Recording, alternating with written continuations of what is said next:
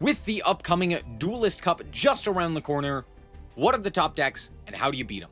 Hello guys and welcome back to another cold episode. On today's episode, we're going to take a look at the top 3 decks going into the newest upcoming Duelist Cup and just some of the ways to deal with them, some of their weaknesses, and we're going to take a look at them. The top 3 decks going into this are Dracotail, Yummy, and K9 Vanquish. More specifically, the Vanquish variants of K9, but K9 as a whole. And then when it comes to Yummy, it could be a myriad of different variants. I'm mostly just going to be talking about Yummy as a whole, as opposed to any of the specific variants. So let's hop into the first deck, Dracotail. Alrighty, starting with Dracotail, one of the things to remember about Dracotail is that its end board is not extremely powerful. It's something that a lot of decks will be able to either break through board breakers, or will just be able to play through if they do not attempt to hand trap it. 5 engine pieces can generally break a Dracotail end board, right?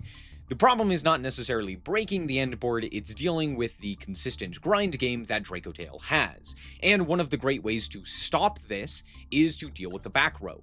These cards individually generate a lot of advantage, putting back key important names and giving disruption, while also additionally drawing cards. All of these paired together means that all of the Dracotail traps are very strong, just generally speaking, right? So, what you want to do against Dracotail specifically is to deal with the trap cards, right? That is probably the weakest point of their interactions, or I should say, that's the strongest point of their interactions. That's the easiest part to deal with, right? The monsters will bring themselves back and generally aren't too powerful on the field, and for the most part, they're not that big of an issue, but dealing with the trap cards is very advantageous. Cards like Red Reboot are very nice against this deck, but also because of the nature of the way that they work, you can also activate Ash Blossom to slow them down. You can activate Ghost Spell to stop them as well. So there's a bunch of hand traps as well that you could pair with some of these other back row removals to deal with that, right? If Dracotail is a deck that will be a problem for maybe the deck that you want to play, consider teching in some back row removal like Harpy's Feather Duster, Lightning Storm, Red Reboots, as well as things like Ghost Spell and keeping in those Ash Blossoms for this deck. Notable things that are not very good against this deck are things like Fool Loss, Maxi, Perulia, etc. Pretty much every single one of these cards don't really provide the value that you would need off of these effects for the Dracotail archetype. Pretty much off of one summon, they get all that they need, and if they really want to push it and go for the second summon, that's it. They just make a second summon. So it's not like they necessarily need to draw you a whole bunch of cards to do their combo. So overall, things like Perulia Maxi, Fool Loss, not very strong. Back row removal, very powerful. Ash and Ghost Spell, also very powerful. In terms of stopping them as they play into your board, the thing to remember is that just cutting them off of fusion summons tends to be best, but that's kind of difficult to do given the fact that Phimena, Ketu, and Rahu will give them access to fusion summons, not to mention if they're playing the Cartesia, they also have Malulu and Cartesia as normal summons to also facilitate fusion summons, which means that generally speaking, you're not going to be cutting them off of fusion summoning. So instead of trying to actually do that, because most of the time that's not going to happen, potentially look at targeted effect negation on things like Arthalion, on things like Kulamel, on things like Secretarion. These are big monsters that have big payoffs when they get to activate and resolve their effects, but if you do have some sort of targeted effect negation, that's going to really heavily hamper them, right? Targeting these guys and slowing these ones down is going to be more impactful than trying to deal with something like in Urgula or Pan that's resolving in Grave.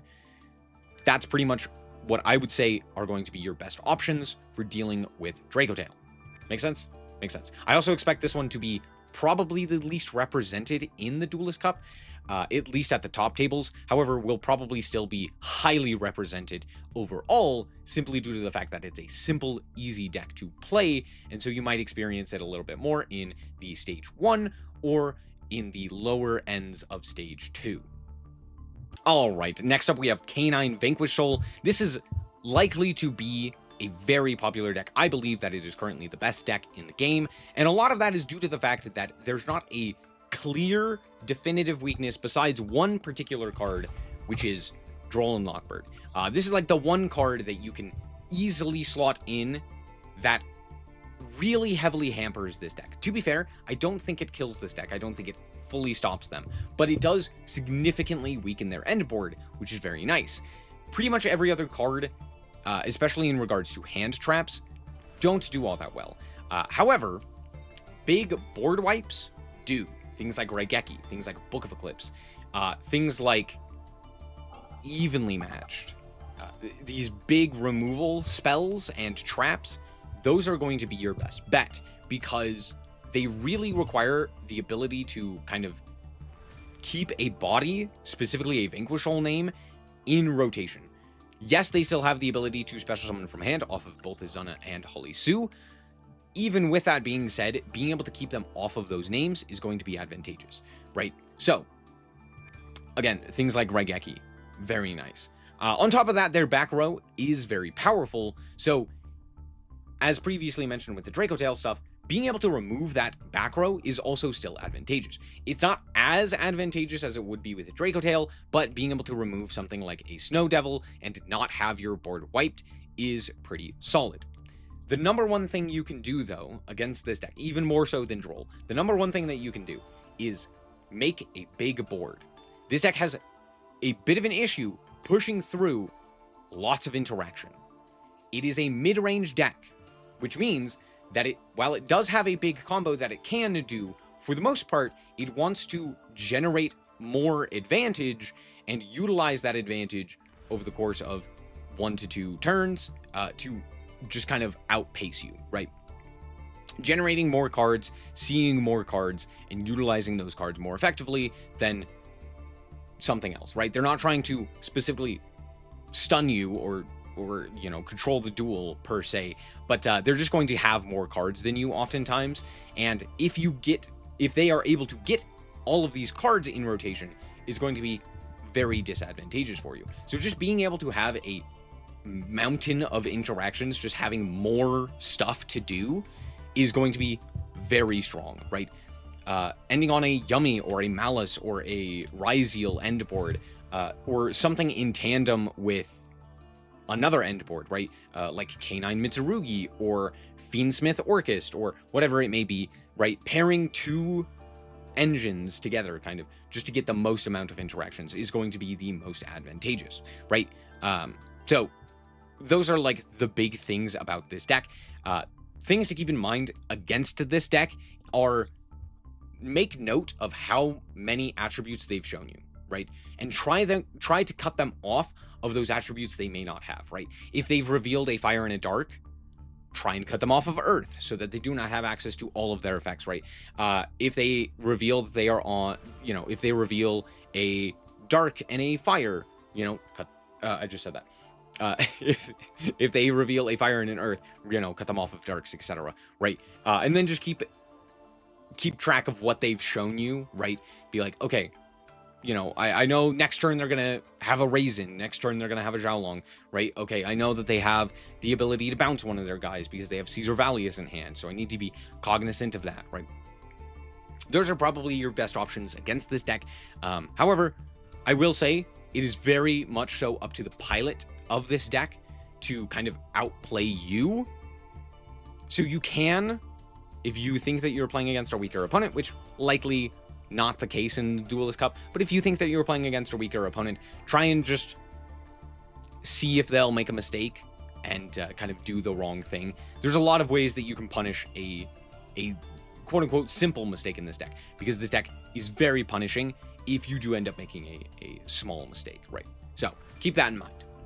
And now for Yummy. Here's the thing with Yummy. Yummy is a big combo board, right? They require a whole bunch of summons to do their combo, and they pair with a bunch of different archetypes, right? Melodious, Mitsurugi, even K9, right? Did I say Melodious? I meant Sulfur Probably not Melodious, because that like fusion locks you. So maybe not that one. But the point is that For the most part, Yummy can be paired with a bunch of different things, but they're almost always going to be doing some big wombo combo, right? There's not really a half board that's nearly as effective, right? They still have a very effective half board in the fact that they can just tag out pretty consistently. But with that being said, things like Fuwalos, Maxi, Nibiru's, Perulia in particular happens to be very advantageous for this deck due to the fact that they all special summon the Yummies from hand. All of the special summons are from hand, meaning that if you do activate Perulia, it's going to cut them off of all of those advantageous summons, right? So Perulia is pretty solid against these decks, right? On top of that, they're not necessarily susceptible to many hand traps. One thing to keep in mind, though, is that Ash Blossom is actually pretty good against this deck because you can cut them off of the Cupsy Yummy Way searches, which really heavily hinders their end board, right? It really slows it down, not giving them access to those additional bodies, right?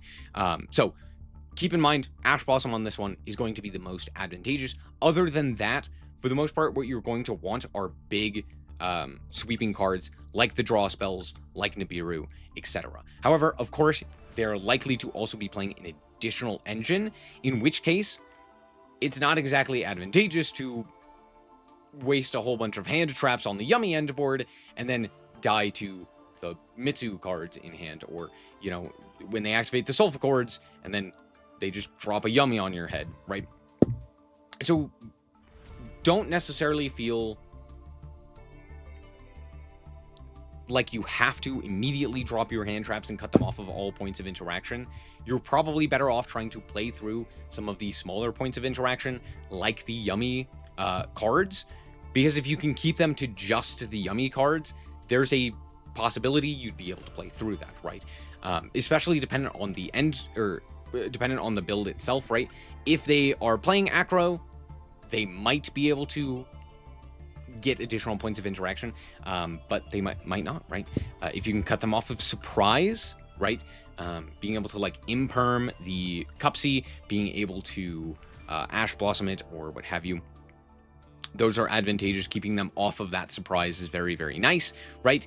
Other than that, there's not a ton of things. Like maybe if you have like Ash Go Spell, it's pretty good due to the fact that you could Ash the Cupsy, and then when the Cupsy tries to put itself back, you can Go Spell to prevent them from getting those monsters back. So again, Go Spell is a pretty solid option. It's not exceptional against this deck, but it does cut them off of a few of their cards.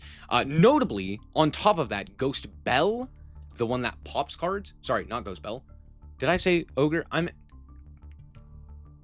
Bell is the one that stops the graveyard interactions.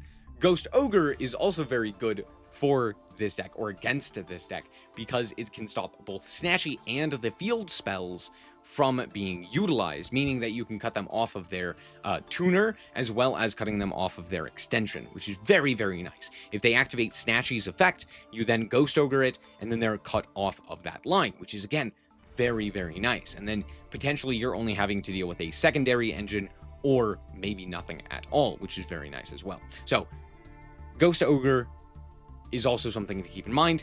Very, very strong against this deck in particular. All right, and that's pretty much it. At least for these top 3 decks. Hopefully this gives you an idea as to how to play around them, what to look forward to, and how to prep in terms of deck building and just overall gameplay when it comes to the most recent, or the upcoming Duelist Cup in March. That's going to be it. Thank you guys so much for watching. I hope that you guys did indeed enjoy. If you did, likes very much appreciated, and remember to always stay frosty. Bye-bye.